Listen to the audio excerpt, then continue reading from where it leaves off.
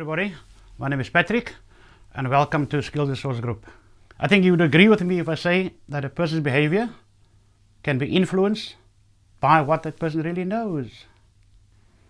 Roosevelt says that the best thing that one can do in life, and I'm just adding work, is the right thing. The second best thing that one can do in life and work is the wrong thing. But the worst thing that one can do in life and work is nothing. And therefore we need to go to this beautiful piece of legislation referred to as the Occupational Health and Safety Act with clear intentions.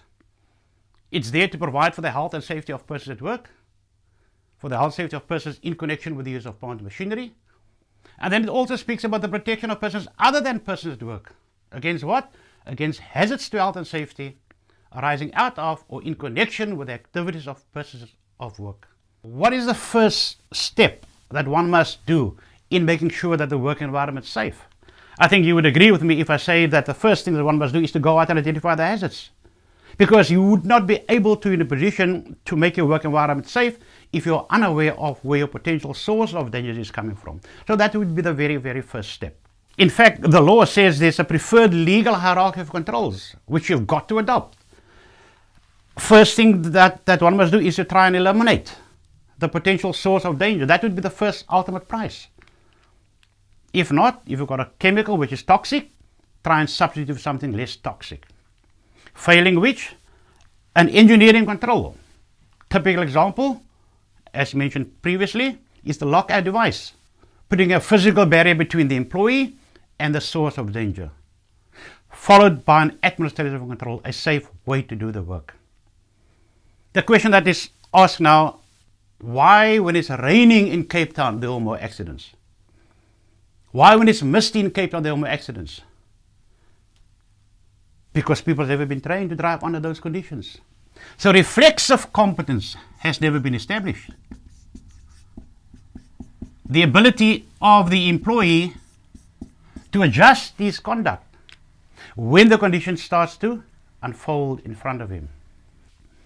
So, and I just want us to move back quickly now to what happened with that incident about the taxi driver and the 10 children that passed on. What happened there? That person took a shortcut, isn't it? That's what they've done. He's taken a shortcut. So my question to you is, in your company as we speak, do you guys take shortcuts? Hell, guys, just whoa. What happens in Vegas obviously stays in Vegas. Okay? But another word for a shortcut is also called a deviation. Because there is an expectation that when we drive on the road, we will comply to the rules of the road. There is an expectation that when we come to work, we will follow through on the safe operating procedure. So therefore the result is a deviation from that expectation, and the reason is obvious, because what it does, it saves time and effort, which is then available for more important and pressing activities. I think that in essence is why we take shortcuts. And how the deviation is judged afterwards is a function of the outcome and not the decision to deviate. Because if the end result is favorable, we're not going to think back and look back in terms of we just taking a shortcut, because the end result is favorable. And importantly here, for all of us to understand here now, is that when your company's expectations are met without incident, those deviations are typically disregarded and may even be condoned and rewarded as process improvements. So now we've made our target. So what do? We give incentives to our staff. However, if the outcome was an accident, that same actions can quickly judge as violations. And this, ladies and gentlemen, is a problem within companies.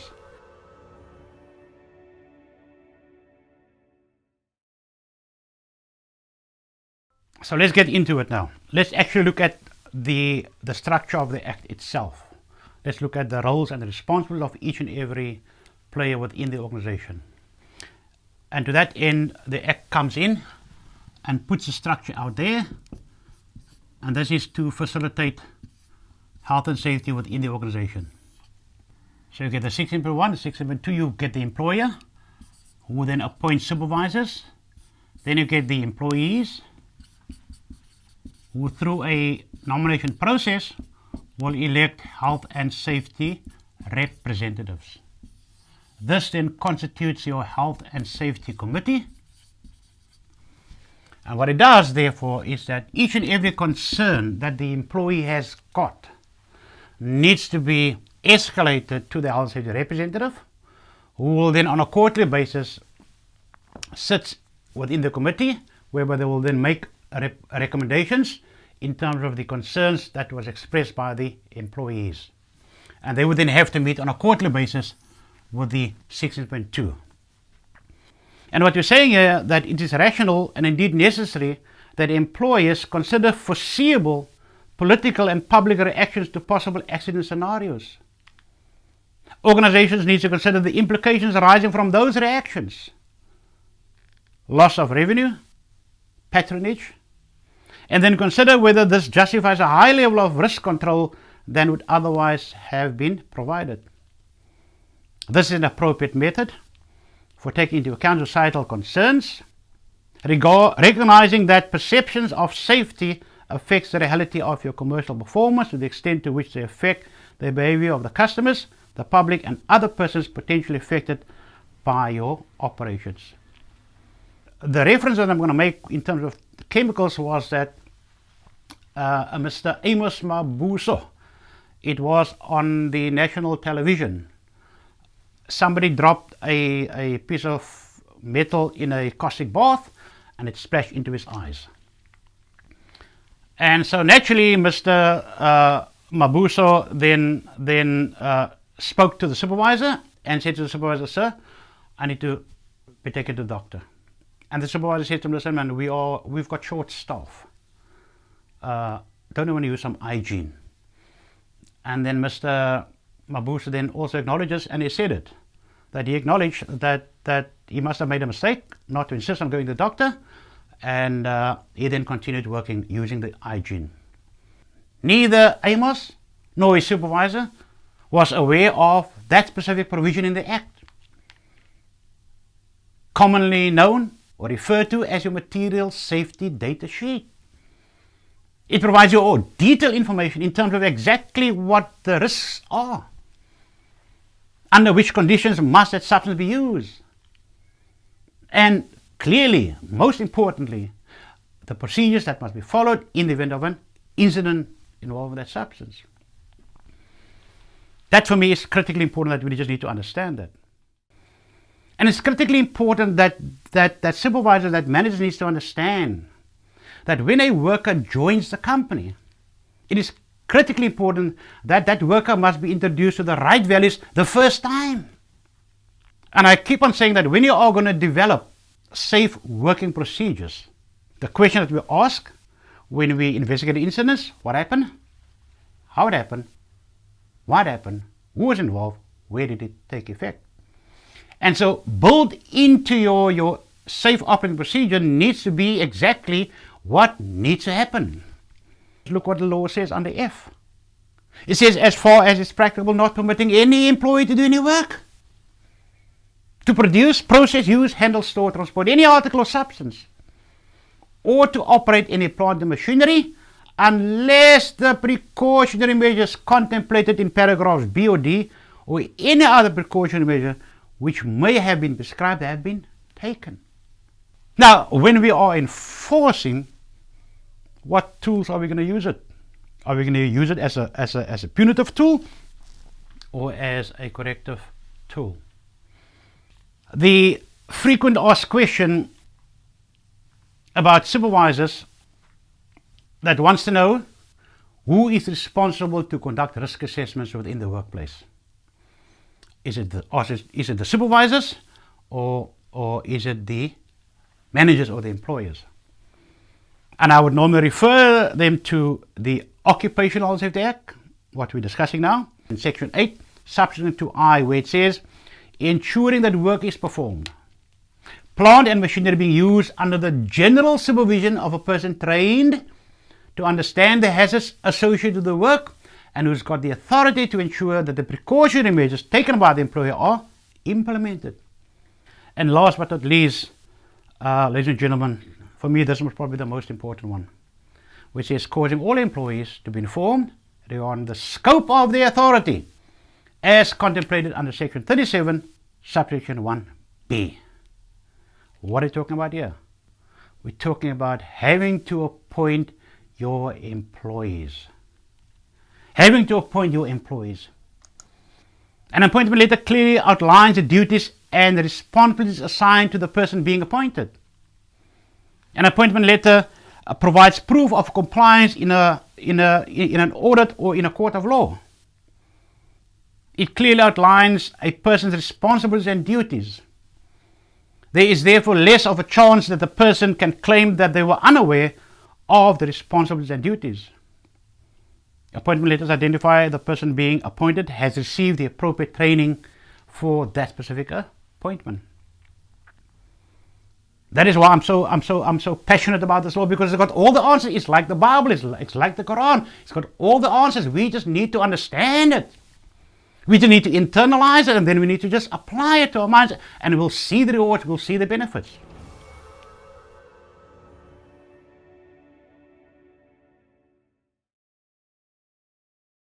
So if one looks at the term as far as it is reasonably practicable, all that the law requires from you as an employer is that whatever you do needs to be subject to that term as far as it is reasonably practicable, which means you as executive need to have clear understanding that, and you must have due regards to the severity and the scope of the hazard or the risk concerned. And you know what we're talking about when we speak about the severity? We're talking about the degree of harm. Secondly, the state of knowledge reasonably available concerning that as a risk on any means of removing or reducing that risk. Now, when you talk about state of knowledge, hell, gentlemen, please, ladies, one cannot be oblivious as an organization. You are not an island. You're not operating on your own. What are similar companies in other jurisdictions doing there? Are you locally based? Are you globally, internationally? Have you got competitors? What means do they utilize to try and remove or reduce that? So you cannot claim ignorance in terms of that. Thirdly, the availability and suitability of means to remove or reduce that. Once again, the only reference I want to make here, and you need to understand this, whatever means you are going to apply, make sure it will be effective at reducing the risk, period. That is all. And lastly, the cost of removing versus the benefit for the organization. And you would know, it's about a trade-off. It's about a value judgment. That management is not going to provide you with resources if they are not going to get a return on that investment. But the law comes in and the law says to you, listen, if the risk is insignificant in relation to the benefits or the cost that you need to put in, you do not have to then incur that cost. So just understand, employers should essentially err in favor of making the expenditure on the risk control, but there should not be great disproportionate between them. This brings me neatly now to the subject of liability. In fact, the reason why we're here today is to find out what are our responsibilities in terms of law. What is the end result of non-compliance? So when we talk about liability, we need to ask the question, who will be held liable in a court of law, which means accountable by law? Vicarious liability, where your superior could be held liable, legally liable, for the wrongdoings of that specific subordinate because the subordinate reports directly to that superior. And then lastly, the term presumption in law. And as the word rightly suggests, to make a presumption, to presume. So against that backdrop, just against that backdrop, I want you to understand that the client now gets a contract on board. And the client says to the contractor, Mr. Contractor, I want you to do A, B, C, and D for me. Okay? The contractor says to the client, Mr. Client, I can only do A, B, and C. I can't do D because I haven't got the expertise to do D. may I outsource that to a subcontractor? In which case the client said, yes, sir, you may outsource. However, I want you to exercise full control. I want you to supervise all the activities of the subcontractor because I'm going to hold you vicariously liable. We understand so far? Now, work is being commissioned on the premises of the client. And then just 1 week before the handover of the project, one of the employees, whilst working on scaffolding, he had a full body harness on. It was not attached to the lifeline. He falls down, he dies. So obviously there's death. Section 24, we've got to report that. Section 31 comes to play, a formal inquiry, investigations. And to cut a long story short, ladies and gentlemen, it ends up on the desk of the Attorney General, who now needs to decide to prosecute. In your opinion, who of the 3 entities or groups will appear before the courts first? The client, contractor, or the subcontractor? Take your pick. Yes? Some said client, contractors, subcontractors. So to those of you that says contract or subcontractors, I've got a question. Who is the registered owner of the organization? Yes? Client. Exactly. Remembering, now the presumption actually kicks in. And now the law says, listen, I have given a specific mandate to the client, in which I said to him, Mr. Client, you have got to provide for the health and safety of persons at work, for the health and safety of persons in connection with the use of plant and machinery, and for the protection of persons other than persons at work against hazards to health and safety arising out of or in connection with the activities of persons at work. And therefore, I want us now to quickly go back to Section 37. And Section 37 says acts or omissions of employees or mandatories. And the word mandatory refers to a contractor or a subcontractor for work. So what Section 37 essentially deals with is the acts or omissions of workers and or contractors. And in this scenario, we have got contractors involved, so naturally we would have to go to Section 37, subsection 2. And Section 37, subsection 2 then clearly explicitly states that the provisions of subsection 1, which is A, B, and C, which I've just dealt with now, shall mutatis mutandis apply to any contractor of any employer, except if both parties have agreed in writing. Because what the word mutatis mutandis means, what is good for the one is also good for the other. So what the law basically says, and if you cannot overcome, if you cannot navigate your way around those 3 questions, permission, scope of authority, and reasonable steps, I'm going to hold you accountable. Unless you've entered into an agreement. And this is your birthplace for your, or referred to as your 37-2 agreement, where you've contractually outsourced a function, a project that you cannot manage yourself. And then also referencing your South African national standards. Because just think about it. If there is going to be firefighting equipment that must be utilized for the project, that must be SANS 475. If you are going to make use of scaffolding, SANS 1885 is applicable. So that the contract or the subcontractor fully understands what he needs to be compliant with and to. Secondly, in that agreement, it needs to speak to the hazards, your baseline hazards on your premises. What is the appropriate personal protective equipment that is required? What is the rules and the regulation within the organization? And very importantly, the procedures to be followed in the event of any emergency. And then, ladies and gentlemen, please understand, they must be registered in the respect of COIDA, the Compensation for Occupational Injuries and Diseases Act.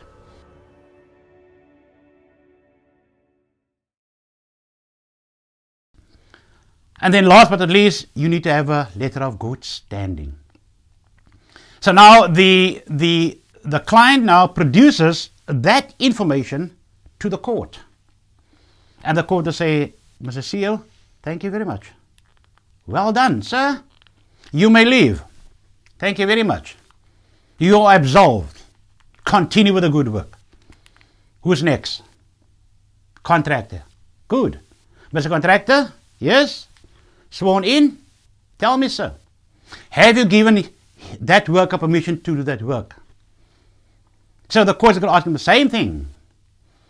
And which means that if the contractor now produces a similar agreement that he has entered into with a subcontractor, that will obviously absolve him as well. Which leaves us with the subcontractor. In fact, what is before the court now is an employer and the deceased, which means Section 37.2 is no longer applicable. We need to go to Section 37.1 now. And Section 37.1 then says that whenever an employee does or omits to do an act that would be an offense for the employer to do in terms of the Occupational Health and Safety Act, then unless it is proved. So let's say now he could produce A. Yes, my lord, I gave him permission. Your Highness, yes. He was mandated. Remembering there are 3 hurdles to overcome, which means the last one, what reasonable steps? The law does not expect the employer to manage its employees 24/7. All that the court wants is that you need to make sure that when you are employing a person, you need to give him a specific task, you need to train him up, you need to provide him with the necessary means for him to perform that task, all the resources that he requires, and then you need to just manage him. That is all that the law requires and expects of you. What is important here, ladies and gentlemen, for you to understand at this point in time now, as you can see, when I was talking through the contractors, the client, the contractor, and subcontractor, how the responsibility or how the liability filtered down to the subcontractor eventually. It first went to the client, then to the contractor and the subcontractor. Internally, ladies and gentlemen, within your own organization, is going to follow the same route. First, you're going to go to 16.1, then to the 16.2, then to the Section 8, and then to Section 8 to I, and only then will the employee be considered. And so, naturally, it's going to be so important that you need to understand. I don't know where you are in this position, okay? But also to understand that the 16.1 can be held legally liable, vicarious liable, because the 16.2 reports directly to him. This is where vicarious liability is imputed. And similarly, if the 16.1, so the 16.1 needs to define the actual duties given to the 16.2. It needs to explicitly spells out clearly what needs to happen. Because remembering that the 16.2 will be held liable in his personal capacity, and not as a 16.2. That word is not even going to be mentioned in the court of law. He will be held personally liable as an employee of the organization, and he failed to bring to the attention of the management, of myself as a 16.1. And similarly, if the 16.2 can show evidence that he's actually appointed the manager for that specific section, and the manager failed to report to him those unsafe conditions, surely it needs to now go back to the 8. Your employer, Section 8. And similarly, it's going to filter down to the supervisor eventually. Okay, so I think at this point in time, one you need to understand and get a clear sense of what our responses are. Ladies and gentlemen, it's important that you need to induct your employees that report to you directly. You induct them personally so that you can use this as a defense. So what it calls for now is that all of your supervisors, all of your managers needs to be trained so that they understand the full implications of the law. So they understand what will happen should there be no risk assessments. And like I said to you earlier on, is that Section 38 provides you with a good platform. In fact, that is the 20%. That is the only thing that you need to use and to make use of to make sure that you stay compliant, because it addresses all of the things that I've mentioned.